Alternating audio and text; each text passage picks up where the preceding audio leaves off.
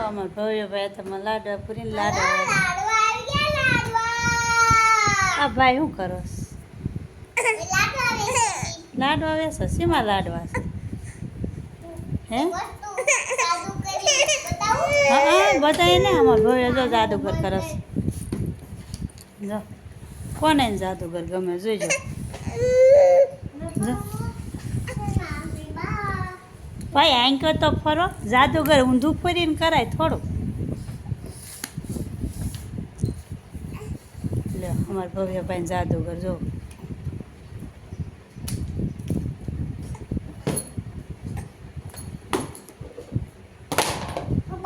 હાલ લે આ